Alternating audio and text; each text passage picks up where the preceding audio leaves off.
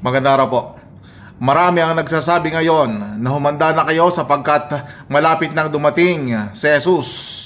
Ngunit ito po ay pinapabulaan ni Jesus. Kung mababasa natin sa Matthew chapter 24 verse 26 to 27 ay ganito. Kaya kung sino man ang sa inyo ay magsabi, siya ay nasa ilang, huwag kayong maniwala. Narito siya na nasa silid, huwag ninyong paniwalaan. Sapagkat gaya ng kidlat na kumikidlat sa silangan at nakikita hanggang sa kanluran, gayon din naman ang pagparito ng anak ng tao. At kung mababasa natin, Matthew chapter 24 verse 36 ay ganitong sinasabi ni Jesus.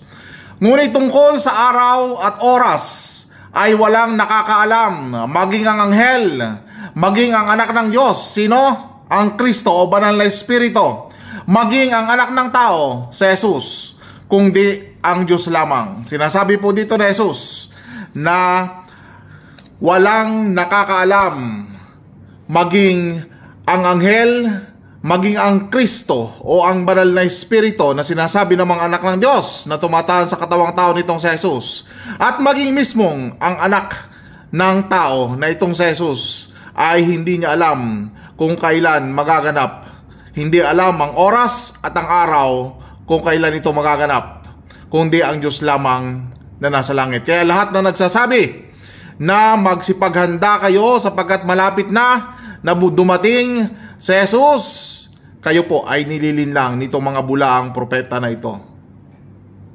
Hindi po mangyayari ang lahat ng bagay na ito hanggat hindi nagsisisi at nagbabalik loob ang mga tao sa nag-iisang Diyos, sa tunay na Diyos, ang Espiritu, ang hindi nakikita. Marami pong salamat.